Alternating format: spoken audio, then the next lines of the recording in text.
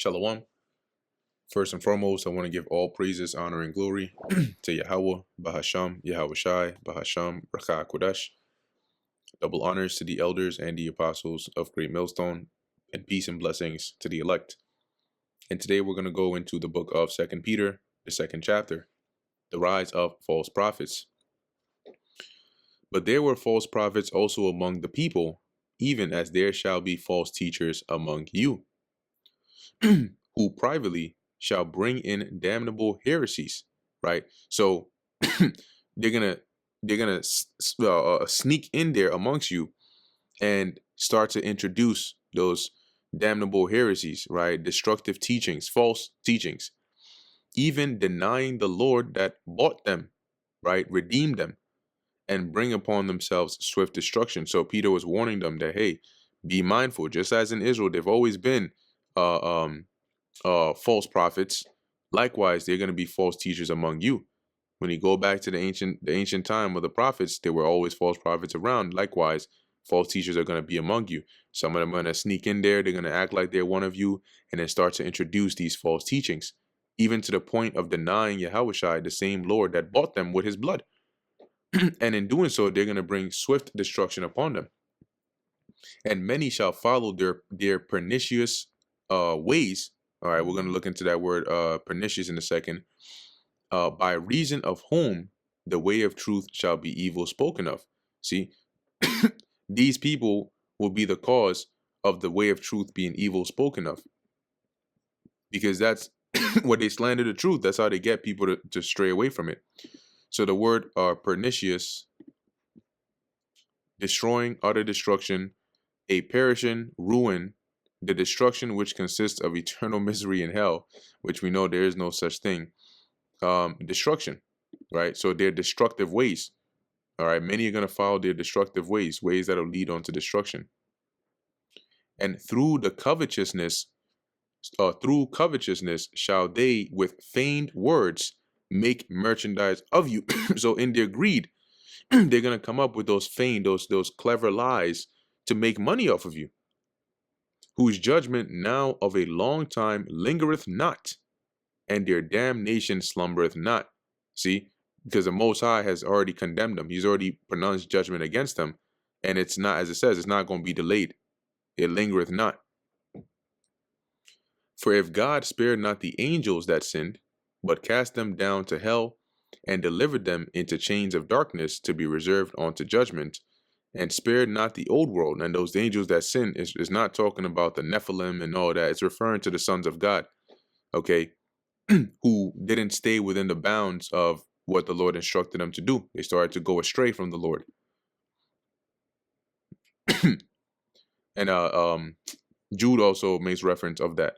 Okay, so as it says, he cast them down to hell, which was this low condition, being subject, because remember, we were much stronger, right? Back then, going back to Adam, had immortality, but the Lord cast us, the scriptures say, ye are gods, but ye shall die like men. Why? That's the question, right? If we're gods, why? Why are we going to die like men? Because of our transgression.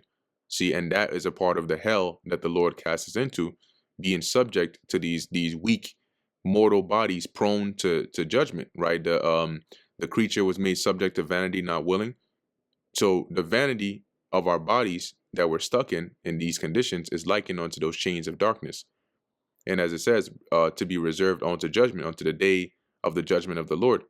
Because at that day, that judgment is going to come, and those that have been obedient and righteous will be made free or broken from these chains, and the others will be judged. And spared not the old world, right? That's going to the pre-flood era, but saved Noah, and the eighth person, a preacher of righteousness. So there you go.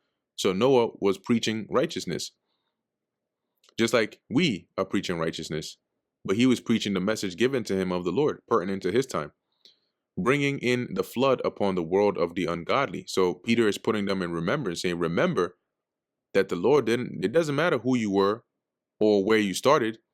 If you are going astray from the Lord, he's not a respecter of persons. He's going to bring judgment like he did back then, how he flooded the world of the ungodly.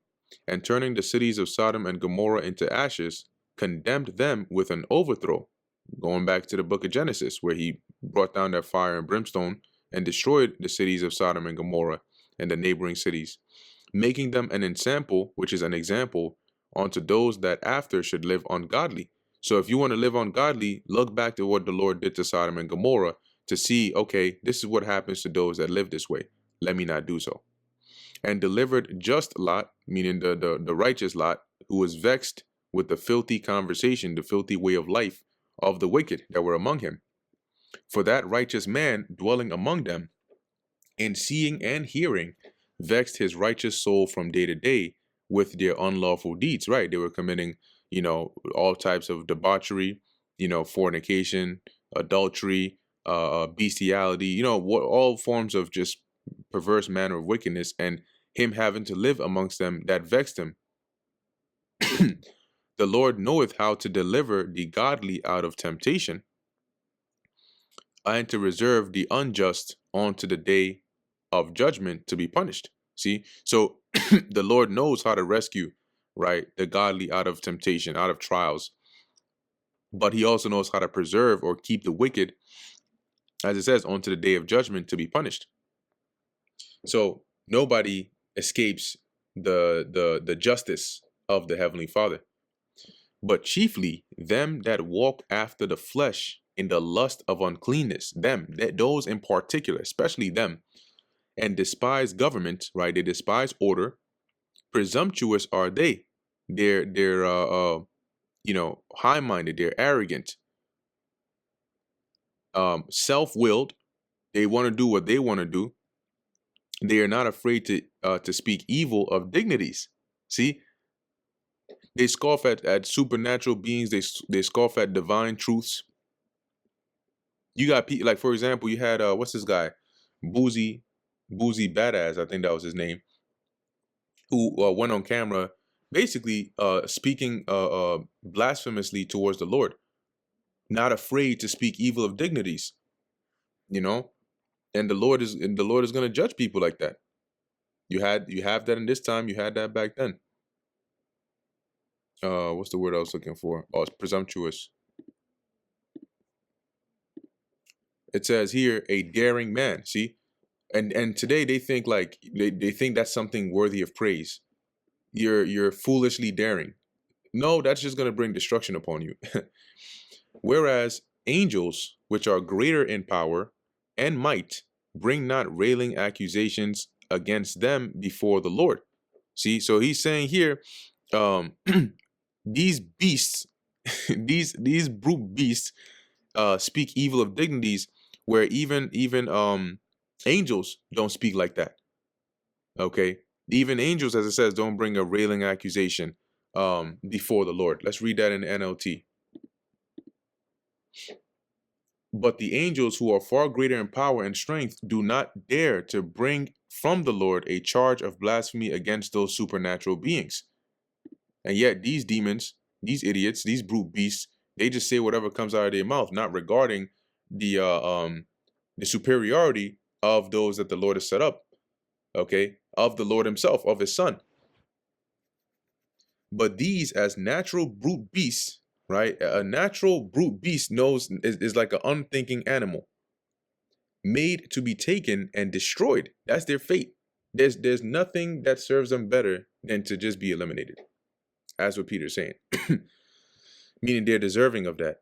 Speak evil of the things that they understand not, and shall utterly perish in their own corruption, and shall receive the reward of unrighteousness. So when you live unrighteously, there's a reward for that, and they're going to receive it. As they that count it pleasure to riot in the daytime. See, those that like to live that life, they love to indulge in riotous behavior. Spots they are, and blemishes. They're like stains. When you have like a very nice clothing and then it gets like a stain on it, it ruins it. It's very, very bad. Nobody likes stains. Imagine you went to somebody's house and they're about to serve you and they pull up a bowl or a plate and they got food stains in it. Plaque. Man, look, But look, I'm leaving. I'm gone. No, no, no, no, no, no, no, no, no. If it's on the plate, I don't know what else is on. No, all right, I'm good. I don't even want no water no more. You know. So it says here, um, sporting themselves with their own deceivings while they feast with you. Okay, let's read that in the NLT. So they're bold, man, but they're warranting destruction upon them. Their destruction is their reward for the harm they have done. They love to indulge in evil pleasures in broad daylight. They are a disgrace and a stain among you. They delight in deception, even as they eat with you in your fellowship meals. And Peter was warning them about that. Having eyes full of adultery, oh Lord, and that cannot cease from sin. So it's like they're programmed to do evil, right? The scriptures talk about them being wise to do evil, beguiling unstable souls, right? Deceiving and leading astray, luring unstable souls. And hearts they have exercised with covetous practice, cursed children, right? They're trained in the art of greed.